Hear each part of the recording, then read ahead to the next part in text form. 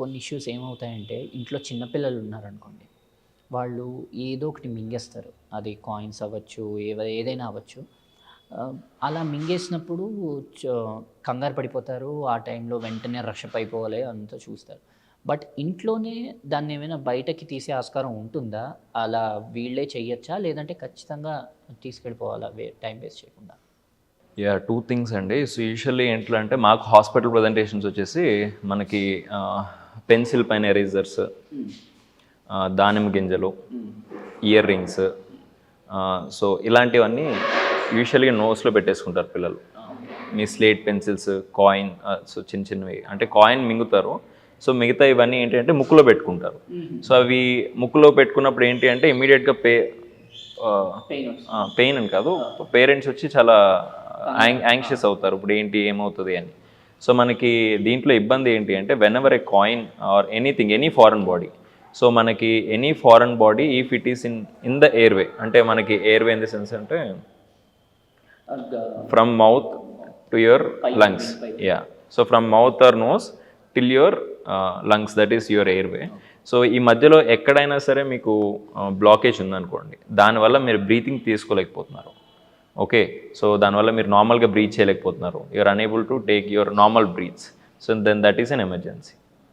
Okay, so చాలామంది ఏంటి అంటే కాయిన్ మింగేశాడు అని చెప్పి భయపడుతూ ఉంటారు. ఇఫ్ ఈస్ టాకింగ్ లైక్ మీ నార్మల్గా మీలాగా నాలా మాట్లాడుతుంటే దానికి కంగారు పడాలి. You should get him to the hospital, but you don't need to be panic అవ్వకండి. మీరు అవసరం లేదు. సడన్గా కాయిన్ మింగారు కానీ హీఈస్ అనేబుల్ టు బ్రీత్, ఏడడానికి ట్రై చేస్తున్నాడు, ఏడవలేకపోతున్నాడు, ఏదో చెప్పాలనుకుంటున్నాడు చెప్పలేకపోతున్నాడు. యూజువల్లీ యూనివర్సల్ చోకింగ్ సైన్ అంటారు, ఇట్లా చూపిస్తారు.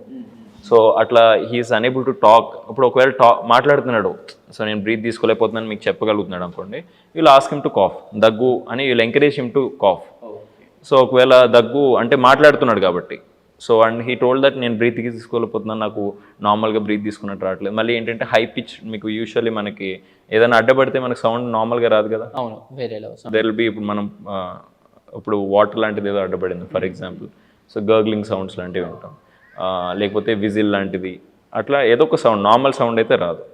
సో ఎప్పుడైతే మీకు అట్లా పేషెంట్ మాట్లాడగలుగుతున్నాడో, అబ్స్ట్రక్షన్ అంటే ఎయిర్ వేలో అడ్డం పడిందని మీకు అనిపించింది, సో అప్పుడు మాట్లాడగలిగితే encourage him to cough it out.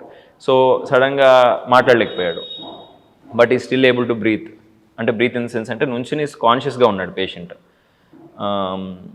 అప్పుడు మీరు ఏం చేయాలంటే దెర్ ఈస్ సంథింగ్ కూడా మీరు అందరూ చూస్తుంటారు, అబ్డామినల్ థర్స్ట్ అంటారు. అంటే మనం దాన్ని మన ముందు నుంచో పెట్టుకుని, సో 2 చేతులతో మన పొట్టను పట్టుకుని, సో ఇట్లా జస్ట్ ఇట్లా పొట్టకి 5 అబ్డామినల్ థర్స్ట్ ఇస్తాం అన్నమాట. సో దానివల్ల మీకు కొంచెం థొరాక్స్లో ప్రెషర్ క్రియేట్ అయ్యి బయటకు వచ్చే అవకాశం ఉంటుంది.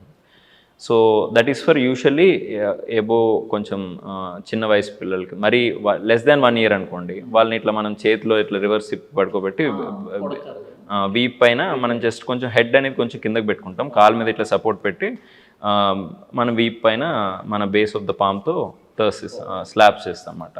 సో దానివల్ల మనకి ఏమన్నా ఉంటే డిస్క్లోజ్ అయిపోయేటట్టు. ఒకవేళ ఇట్లా చేస్తున్నప్పుడు సడన్గా పేషెంట్ స్పృహ కోల్పోయాడు, మరి స్పృహ కోల్పోతే starting from check for the responsiveness, call for ambulance immediately, third thing check for the pulse, start for the CPR. So again same thing. So whenever a patient is unresponsive, you should follow this, you should go with this sequence only. So చాలామంది for example ఇప్పుడు patient unresponsive అన్నారు, response లేదు, ambulance call చేశారు, pulse చూస్తే pulse ఉంది, breathing కూడా ఉంది పేషెంట్కి, అప్పుడు ఏం చేయాలి అని అంటారు. ఇప్పుడు అంబులెన్స్ కాల్ చేసాం కదా, వచ్చేదాకా ఏం చేయాలని. So again or step 1, put him in recovery position. ఎందుకంటే ఈ లోపు ఆయన స్పృహలో లేడు కాబట్టి మనకేమన్నా వామిటింగ్స్ అట్లాంటివి ఏమైనా, సెక్రేషన్స్ అట్లాంటివి ఏమైనా ఉంటే ఎయిర్వేకి అడ్డం పడకుండా రికవరీ పొజిషన్లో పడుతుంది.